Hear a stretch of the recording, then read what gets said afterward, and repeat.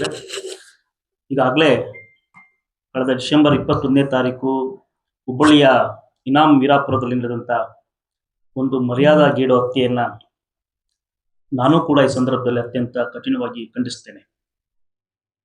ಸಮಾಜದಲ್ಲಿ ಜಾತಿ ವ್ಯವಸ್ಥೆ ಬಗ್ಗೆ, ಈ ಜಾತಿ ವ್ಯವಸ್ಥೆ ಹೇಗೆಲ್ಲ ಕೆಲಸ ಮಾಡುತ್ತೆ ಅಂತಕ್ಕಂಥದ್ದನ್ನ ನನ್ನ ಗೆಳೆಯ ದೇಶಾದ್ರಿ ಹೊಸಮನಿ ತಿಳಿಸಿದ್ದಾರೆ. ನಾವು ಬಹುಮುಖ್ಯವಾಗಿ ಇಲ್ಲಿ ಪ್ರಸ್ತಾಪ ಮಾಡೋಕೆ ಬಂದಿರೋದು ಏನಂದ್ರೆ, ಈ ಸಮಾಜದಲ್ಲಿ ನಾನೊಬ್ಬ ಪತ್ರಕರ್ತ, ನಾವು ನೀವೆಲ್ಲರೂ ಕೂಡ ಪತ್ರಕರ್ತರಾಗಿ ಕೆಲಸ ಮಾಡ್ತಾ ಇದ್ದೀವಿ. ಅದರ ಆಚೆಗೆ ಕೂಡ ಈ ನಾಗರಿಕ ಸಮಾಜದ ಸಾಮಾನ್ಯ ಮನುಷ್ಯರಾಗಿ ನಮ್ಮದೇ ಆದಂಥ ಒಂದು ಸಾಮಾಜಿಕ ಹೊಣೆಗಾರಿಕೆ ಇದೆ. ಈ ನಿಟ್ಟಿನಲ್ಲಿ ಕಳೆದ 5 ವರ್ಷಗಳಲ್ಲಿ ರಾಜ್ಯದಲ್ಲಿ ಸುಮಾರು 20ಕ್ಕೂ ಹೆಚ್ಚು ಮರ್ಯಾದಾ ಗೇಡು ಹತ್ಯೆಗಳು ನಡೆದಿದ್ದಾವೆ. ಜಾತಿ ಆಧಾರಿತ ಕ್ರೌರ್ಯಗಳು ನಡೆದಿದ್ದಾವೆ. ಅಂದ್ರೆ ಅಂತರ್ಜಾತಿ ವಿವಾಹಗಳನ್ನ ವಿರೋಧಿಸುವ ಭರಾಟೆಯಲ್ಲಿ ತಮ್ಮ ಮಕ್ಕಳನ್ನೇ ಕೊಲೆ ಮಾಡ್ತಕ್ಕಂಥ ಒಂದು ಕೆಟ್ಟ ಪ್ರವೃತ್ತಿ ಸಮಾಜದಲ್ಲಿ ದಿನೇ ದಿನೇ ಹೆಚ್ಚಾಗ್ತಾ ಇದೆ. ಆ ಕಾರಣಕ್ಕೋಸ್ಕರ ನಾವು ಸಮಾನ ಮನಸ್ಕ ಗೆಳೆಯರು ಯೋಚನೆ ಮಾಡ್ತಿದ್ವಿ, ಇದಕ್ಕೊಂದು ಕಾನೂನಾತ್ಮಕ ತಡೆಯನ್ನ ಹುಟ್ಟಬೇಕು, ಸಾಮಾಜಿಕವಾದಂಥ ಅರಿವನ್ನ ಮೂಡಿಸುವ ಮುಖಾಂತರ ಈ ಜಾತಿಯ ಆಧಾರಿತ ಕ್ರೌರ್ಯವನ್ನ ಹಿಮ್ಮೆಟ್ಟಿಸಬೇಕು ಅಂತಕ್ಕಂಥ ಯೋಚನೆ ಮಾಡಿ, ಏನು ಹುಬ್ಬಳ್ಳಿಯಲ್ಲಿ ನಡೆದಂಥ ಮಾನ್ಯ ಹತ್ಯೆ ಪ್ರಕರಣವನ್ನ ಮುಂದಿಟ್ಟುಕೊಂಡು ಈ ರಾಜ್ಯ ಸರ್ಕಾರಕ್ಕೆ ಒಂದು ಆಗ್ರಹ ಪೂರ್ವಕವಾದಂಥ ಮನವಿಯನ್ನ ಮಾಡ್ಕೊಳ್ತಾ ಇದ್ದೀವಿ. ಅದು ಏನಂದ್ರೆ, ಈ ಮರ್ಯಾದಾ ಗೇಡು ಹತ್ಯೆ ಅಂದ್ರೆ ಅಂತರ್ಜಾತಿ ವಿವಾಹಗಳನ್ನು ವಿರೋಧಿಸುವ ಭರಾಟೆಯಲ್ಲಿ ಜಾತಿಯ ದ್ವೇಷವನ್ನ ನೆಲೆಗೊಳಿಸ್ತಕ್ಕಂಥ ಈ ಹತ್ಯೆಗಳನ್ನ, ಹಿಂಸೆಗಳನ್ನ, ಹಲ್ಲೆಗಳನ್ನ ಕಾನೂನು ಮೂಲಕ ತಿಕ್ಕಬೇಕು ಅಂತಕ್ಕಂಥ ಆ ಕಾರಣಕ್ಕೋಸ್ಕರ ರಾಜ್ಯ ಸರ್ಕಾರದ ಮುಂದೆ ನಾನು ಮತ್ತು ನನ್ನ ಗೆಳೆಯರು ಕೆಲವರು ಸೇರಿಕೊಂಡು ಒಂದು ಪ್ರಸ್ತಾಪವನ್ನ ಸರ್ಕಾರಕ್ಕೆ ಗಮನ ಸೆಳೀತಕ್ಕಂಥ ಪ್ರಯತ್ನವನ್ನು ಮಾಡಿದ್ವಿ. ಸಾಮಾಜಿಕ ಜಾಲತಾಣಗಳು ಇವತ್ತಿನ ಅತ್ಯಂತ ಪ್ರಬಲ ಶಕ್ತಿಶಾಲಿ ಮಾಧ್ಯಮಗಳಾಗಿರೋದ್ರಿಂದ ಆ ಮೂಲಕ ನೇರವಾಗಿ ಬಹಿರಂಗವಾಗಿ ಮುಖ್ಯಮಂತ್ರಿಗಳಿಗೆ ಒಂದು ಪತ್ರವನ್ನು ನಾನು ಬರೆದಿದ್ದೆ ಫೇಸ್ಬುಕ್ ಮತ್ತು ವಾಟ್ಸಾಪ್ ಗ್ರೂಪ್ಗಳಲ್ಲಿ. ಈ ನಾಡಿನಲ್ಲಿ ಇಂಥ ಘಟನೆಗಳು ನಡೆದಾಗ ಸಹಜವಾಗಿ ನಮ್ಗನ್ಸುತ್ತೆ ಮನುಷ್ಯತ್ವ ಸತ್ತೋಗ್ಬಿಟ್ಟಿದೆ ಅಂತೇಳಿ. ನಾನು ಈ ಅಭಿಯಾನವನ್ನ ಮಾನ್ಯ ಕಾಯ್ದೆಯ ಅಡಿ ಹೆಸರಿನಲ್ಲಿ ಒಂದು ಕಾನೂನು ಜಾರಿಗೆ ಕೊಡಿಸ್ಬೇಕು ಅಂತೇಳಿ ಸರ್ಕಾರಕ್ಕೆ ಮನವಿ ಮಾಡಿಕೊಳ್ಳುವ ಒಂದು ಅಭಿಯಾನವನ್ನು ಆರಂಭ ಮಾಡಿದಾಗ ಈ ನಾಡಿನ ಸಾವಿರಾರು ಜನರು ಅದಕ್ಕೆ ಪ್ರತಿಕ್ರಿಯಿಸಿದ್ದಾರೆ. ಇದರಿಂದ ನನಗನ್ನಿಸುತ್ತೆ ಈ ನಾಡಿನಲ್ಲಿ ಇನ್ನೂ ಮಾನವೀಯತೆ ಸತ್ತಿಲ್ಲ, ಸಮಾಜ ನಿರ್ಮಾಣ ಮಾಡುವ ಆಶಯಗಳಿಗೆ ಇನ್ನೂ ಶಕ್ತಿ ಇದೆ, ಬಲ ಇದೆ ಅಂತಕ್ಕಂಥದ್ದು ಕಂಡು ಬಂತು. ಸೊ ಅಭಿಯಾನವನ್ನ ಎಲ್ಲರೂ ತಮ್ಮದೇ ಅಭಿಯಾನ ಅಂತೇಳಿ ತಮ್ಮದೇ ಮಿತಿಯೊಳಗೆ ಅದನ್ನು ವಿಸ್ತರಿಸ್ಕೊಂಡು ಹೋಗಿದ್ದಾರೆ. ಕಳೆದ 3 ದಿನಗಳಲ್ಲಿ ನಡೆದಂತ ಈ ಅಭಿಯಾನ ಸಾವಿರಾರು ಜನರನ್ನ ತಲುಪಿಸಿ ಸರ್ಕಾರದ ಗಮನಕ್ಕೆ ಸೆಳೀತಕ್ಕಂಥ ಪ್ರಯತ್ನಗಳಿಗೆ ಯಶಸ್ಸು ಸಿಕ್ಕಿದೆ ಅಂತ ನಾನು ಅಂದ್ಕೊಳ್ತೀನಿ. ಈಗಾಗಲೇ ರಾಜ್ಯಾದ್ಯಂತ ಅನೇಕ ನಾಗರಿಕ ಸಂಘಟನೆಗಳು, ಪ್ರಗತಿಪರ ಸಂಘಟನೆಗಳು, ಮಹಿಳಾ ಸಂಘಟನೆಗಳು, ವೈಚಾರಿಕತೆಯನ್ನು ಪ್ರತಿಪಾದಿಸತಕ್ಕಂಥ, ಮಾನವೀಯತೆಯನ್ನು ಪ್ರತಿಪಾದಿಸತಕ್ಕಂಥ ಅನೇಕ ಸಂಘಟನೆಗಳು ಈಗಾಗಲೇ ರಾಜ್ಯಾದ್ಯಂತ ಈ ಮರ್ಯಾದಾ ಗೇಡು ಹತ್ಯೆ ನಿಷೇಧ ಕಾಯ್ದೆಯನ್ನ, ವಿಶೇಷವಾದ ಕಾಯ್ದೆಯನ್ನ ಜಾರಿಗೆ ತರಬೇಕಂತಕ್ಕಂಥ ಹೋರಾಟಗಳನ್ನ ಮಾಡ್ತಾ ಇದ್ದಾರೆ. ಸೊ ಇದೆಲ್ಲರ ಫಲಶ್ರುತಿ ಏನಾಗಿದೆ ಅಂದ್ರೆ, ಈಗ ಒಂದು ಬೃಹತ್ತಾದ ಅಭಿಯಾನಕ್ಕೆ ಶಕ್ತಿ ಬಂದಿದೆ. ಸರ್ಕಾರಕ್ಕೆ ನಾವು ಮನವಿ ಮಾಡ್ಕೊಳ್ತಾ ಇದ್ದೀವಿ. ಮಾನ್ಯ ಮುಖ್ಯಮಂತ್ರಿ ಸಿದ್ದರಾಮಯ್ಯನವರಿಗೆ ನಾನು ಬರೆದಂತ ಬಹಿರಂಗ ಪತ್ರ ಈಗ ಸಾಮಾಜಿಕ ಜಾಲತಾಣಗಳಲ್ಲಿ ಅತ್ಯಂತ ದೊಡ್ಡ ಆಂದೋಲನವಾಗಿ ನಡೀತಾ ಇರೋ ಸಂದರ್ಭದಲ್ಲಿ ನಾವು ಸರ್ಕಾರವನ್ನ ಒತ್ತಾಯಿಸ್ತಾ ಇದ್ದೇವೆ. ಈ ಮರ್ಯಾದಾ ಗೇಡು ಹತ್ಯೆಯನ್ನ, ಜಾತಿ ಆಧಾರಿತವಾಗಿ ನಡೀತಕ್ಕಂಥ ಮರ್ಯಾದಾ ಗೇಡು ಹತ್ಯೆಯನ್ನ ನಿಷೇಧಿಸಿ ಅತ್ಯಂತ ಕಠಿಣ ಕಾನೂನನ್ನ ರೂಪಿಸಬೇಕಾಗಿದೆ, ಮಸೂದೆಯನ್ನು ರೂಪಿಸಬೇಕು ಅಂತಕ್ಕಂಥದ್ದು ನಮ್ಮ ಆಗ್ರಹ, ಸಮಾನ ಮನಸ್ಕರ ಬಳಗದ ಆಗ್ರಹ. ತಮಗೊಂದು ಪ್ರಶ್ನೆ ಕೇಳುವ ತಾವೇನಾದ್ರು, ಈಗಿರ್ತಕ್ಕಂಥ ಕಾನೂನುಗಳಲ್ಲಿ ಕಠಿಣ ಕ್ರಮದ ಅವಕಾಶ ಇದೆಯಲ್ಲ, ಮತ್ತ್ಯಾಕೆ ಪ್ರತ್ಯೇಕವಾದ ಕಾನೂನು? ಈಗಿರ್ತಕ್ಕಂಥ ಕಾನೂನುಗಳಲ್ಲಿ ಕೊಲೆ ಹಲ್ಲೆಗಳಿಗೆ ಶಿಕ್ಷಿಸ್ತಕ್ಕಂಥ ಕಾನೂನುಗಳಲ್ಲಿ ಅವಕಾಶ ಇದೆ. ಆದರೆ ಈ ಮರ್ಯಾದಾ ಗೇಡು ಹತ್ಯೆ ಅಂತಕ್ಕಂಥದ್ದು ಒಂದು ಸಾಮಾಜಿಕ ಪಿಡುಗು. ಇದನ್ನ ಸಾಮಾಜಿಕ ಅರಿವು ಮತ್ತು ಬೋಧನೆಗಳಿಂದ ನಾವು ಜನರಲ್ಲಿ ಅವರ ವಿವೇಕವನ್ನು ಹೆಚ್ಚಿಸ್ತಕ್ಕಂಥ, ಅವರಲ್ಲಿ ಅರಿವು ಮೂಡಿಸ್ತಕ್ಕಂಥ ಪ್ರಯತ್ನಗಳ ಜೊತೆಗೂ ಕೂಡ ನಾಗರಿಕ ಸಮಾಜವನ್ನ ಕಟ್ಟಬೇಕಾದ್ರೆ ಕಾನೂನಿನ ಭಯವೂ ಬೇಕು. ಮಾನ್ಯಳ 6 ತಿಂಗಳ ತುಂಬು ಗರ್ಭಿಣಿ ಮಾನ್ಯಳ ಹತ್ಯೆ ಮಾಡುವಾಗ 6 ಹಗಲೇ ನಡೆದಿದೆ.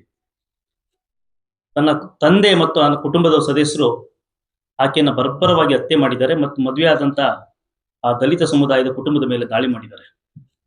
ಅಂದ್ರೆ ಕಾನೂನಿನ ಭಯ ಇಲ್ಲದೆ ಈ ತರದೊಂದು ಕ್ರೌರ್ಯವನ್ನ ಮೆರೆದಿದ್ದಾರೆ. ಆ ಕಾರಣಕ್ಕೋಸ್ಕರ ಇದಕ್ಕೊಂದು ಪ್ರತ್ಯೇಕವಾದಂತ ಕಾನೂನು ಬರಬೇಕು. ಪೋಕ್ಸೋ ಮಾದರಿಯಲ್ಲಿ ಇವತ್ತೇನು ಒಂದು ಸಶಕ್ತ ಕಾನೂನು ಇದೆ, ಅದೇ ಮಾದರಿಯಲ್ಲಿ ಮರ್ಯಾದಾ ಗೇಡು ಹತ್ಯೆ ಕಾರ್ಯಕ್ರಮ ಕಾಯ್ದೆಯನ್ನು ಕೂಡ ಜಾರಿಗೊಳಿಸಬೇಕು. ಸ್ನೇಹಿತರೆ, ಕಳೆದ 5 ವರ್ಷಗಳಲ್ಲಿ ನಡೆದಂತ ಮರ್ಯಾದಾ ಹತ್ಯೆಗಳು ಈಗಿದಾವೆ. 2023ರಲ್ಲಿ ದೇವನಹಳ್ಳಿಯಲ್ಲಿ ನಡೆದಂತ ಒಂದು ಘಟನೆ ಇದು. ಇದು ಅಂತರ್ಜಾತಿ ವಿವಾಹ.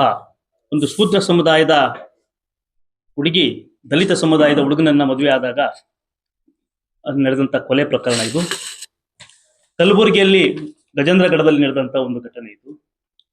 ಇದನ್ನೆಲ್ಲ ನಾನು ಯಾತಕ್ಕೆ ತೋರಿಸ್ತಾ ಇದ್ದೀನಿ ಅಂದ್ರೆ, ಕಾಯ್ದೆ ಮಾಡಲಿಕ್ಕೆ ಪೂರಕವಾದಂತ ವಾತಾವರಣ ಇದೆ ಈ ಸಮಾಜದಲ್ಲಿ. ಈ ಪ್ರಕರಣಗಳು ಮತ್ತೆ ಮೇಲಿಂದ ಮೇಲೆ ನಡೀತಾ ಇದ್ದಾವೆ. ಕಳೆದ 5 ವರ್ಷಗಳಲ್ಲಿ 20ಕ್ಕೂ ಹೆಚ್ಚು ಪ್ರಕರಣಗಳಾಗಿದ್ದಾವೆ. ಮೊನ್ನೆ ಮಾನ್ಯ ಕೊಲೆ ನಡೆದಂತ ಸಂದರ್ಭದಲ್ಲೇ ಚಿತ್ರದುರ್ಗದಲ್ಲಿ ಒಂದು ಮರ್ಯಾದಾ ಹತ್ಯೆ ನಡೆದಿದೆ. ಮದುವೆ ಆದಂತ ದಲಿತ ಹುಡುಗಿ ದಲಿತ ಸಮುದಾಯದ ಹುಡುಗನನ್ನೇ ಮದುವೆ ಆಗಿದ್ದಕ್ಕೆ ನೇಣು ಹಾಕೊಂಡು ಜೀವ ಬಿಟ್ಟಿದ್ದಾಳೆ. ಅಂದ್ರೆ ಅದು ಕೊಲೆ ಕೂಡ ಆಗಿದೆ.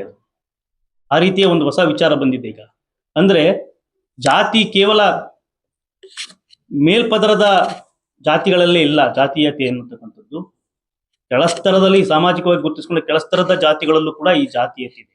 ಒಟ್ಟಾರೆ ಈ ಜಾತಿ ಆಧಾರಿತ ಕ್ರೌರ್ಯವನ್ನು ಹತ್ತಿಕ್ಕಬೇಕಾದ್ರೆ ರಾಜ್ಯ ಸರ್ಕಾರ ಅತ್ಯಂತ ಕಠಿಣ ಕಾನೂನನ್ನು ರೂಪಿಸಬೇಕು. ಹಾಗೆ ರೂಪಿಸಿದ ಹೊರತು ಈ ಸಮಾಜದಲ್ಲಿ ಈ ಹತ್ಯೆಯನ್ನ ತಡಿಲಿಕ್ಕೆ ಆಗೋದಿಲ್ಲ. ಮುಗ್ಧ ಜೀವಗಳನ್ನ, ಪ್ರೇಮದ ಹೆಸರಿನಲ್ಲಿ ಮದುವೆ ಆದಂತ ಮುಗ್ಧ ಜೀವಗಳನ್ನ, ಪ್ರೇಮಿಗಳನ್ನ ಮದುವೆ ಪ್ರೇಮಿಸುವುದೇ ತಪ್ಪು ಅಂತಕ್ಕಂಥ ಒಂದು ಧೋರಣೆಯನ್ನ ಬಸವಣ್ಣನವರ ನಾಡಿನಲ್ಲಿ ಸಮಾಜವನ್ನ ನಿರ್ಮಾಣ ಮಾಡ್ತಕ್ಕಂಥ ಒಂದು ದೊಡ್ಡ ನಾಡಿದು. ಆದರ್ಶವನ್ನ ಬಿತ್ತಿದಂತ ಈ ನಾಡಿನಲ್ಲಿ ಇಂಥದೊಂದು ಘಟನೆ ನಡೆದಿರೋದು ಮನುಷ್ಯ ಕುಲ ಅವೆಲ್ಲವೂ ಕೂಡ ನಾಚಿಕೆಗೇಡಿನಿಂದ ತಲೆ ತಗ್ಗಿಸ್ತಕ್ಕಂಥದ್ದು. ಆ ಕಾರಣದಿಂದ ತಾವೆಲ್ಲರೂ ಸ್ನೇಹಿತರಿದ್ದೀರಿ, ತಾವು ಕೂಡ ಇದರಲ್ಲಿ ಈ ಅಭಿಯಾನದಲ್ಲಿ ಕೈ ಜೋಡಿಸ್ಬೇಕು.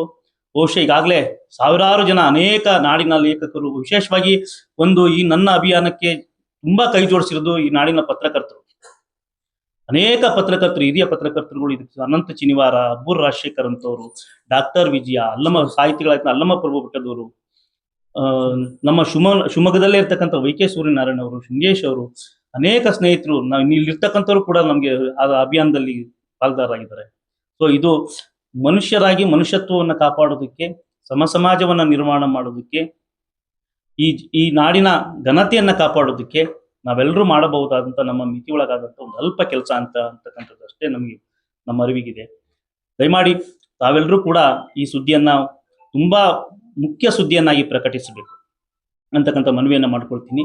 ಈ ಮನವಿ ಪತ್ರವನ್ನ ನಾವು ಸೋಮವಾರ ಅಥವಾ ಮಂಗಳವಾರ ಮುಖ್ಯಮಂತ್ರಿಗಳಿಗೆ ನೇರವಾಗಿ ಕೊಡ್ತಕ್ಕಂಥ ಪ್ರಯತ್ನ ಮಾಡಿ. ಇದು ಸಾಮಾಜಿಕ ಜಾಲತಾಣದ ಹೋರಾಟ ಮಾತ್ರ ಅಲ್ಲ, ಇದು ಭೌತಿಕವಾಗಿಯೂ ಕೂಡ ಹೋರಾಟ ಮಾಡ್ತಕ್ಕಂಥ ಪ್ರಯತ್ನ ನಮ್ದಾಗಿದೆ. ಈ ಆಶಯಕ್ಕೆ ಅನೇಕ ಸಾಹಿತಿಗಳು, ಅಲ್ಲಮ ಪ್ರಭು ಬೆಟ್ಟದೂರು, ಡಾಕ್ಟರ್ ವಿಜಯಮ್ಮ, ಎಚ್.ಎಸ್. ರಾಘವೇಂದ್ರ ಪಾಟೀಲ್ ಅವರು ಅಂತಕ್ಕಂಥ ಅನೇಕ ಹಿರಿಯರು ಕೂಡ ಇದಕ್ಕೆ ವಕೀಲರು, ನೀನಾಸಮ ಚಿದಂಬರಂ ಜಂಬೆ ಅವರು, ಅನೇಕರು, ನಮ್ಮ ಎಂ ಗಣೇಶ್ ರಂಗ ನಿರ್ದೇಶಕರು, ಬಿ ಸುರೇಶ್ ಅವರೆಲ್ಲರೂ ಕೂಡ ಇದಕ್ಕೆ ರಿಯಾಕ್ಟ್ ಮಾಡಿದ್ದಾರೆ.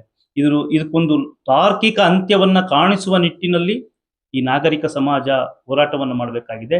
ಈ ನಿಟ್ಟಿನಲ್ಲಿ ಮುಖ್ಯಮಂತ್ರಿಗಳಿಗೆ ನಾವು ಬಹುಶಃ ಸಮಯವನ್ನ ಕೇಳಿದೀವಿ. ಈಗ ಸೋಮವಾರ ಅಥವಾ ಮಂಗಳವಾರ ಮುಖ್ಯಮಂತ್ರಿಗಳಿಗೆ ಮನವಿಯನ್ನ ಸಲ್ಲಿಸ್ತಾ ಇದ್ದೀನಿ.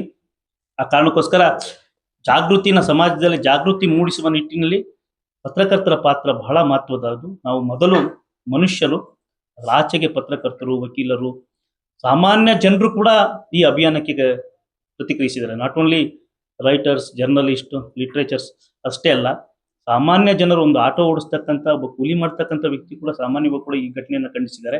ಮುಂದೆ ಇಂಥ ಘಟನೆಗಳು ನಡೀಬಾರ್ದು. ಇಂಥ ಘಟನೆಗಳು ನಡೀದಂಗೆ ನೋಡ್ಕೊಳ್ತಕ್ಕಂಥ ಜವಾಬ್ದಾರಿ ಕೇವಲ ಸರ್ಕಾರದ ಮಾತ್ರ ಅಲ್ಲ, ನಾಗರಿಕರಾಗಿರ್ತಕ್ಕಂಥ ನಮ್ಮೆಲ್ಲರ ಹೊಣೆಗಾರಿಕೆ.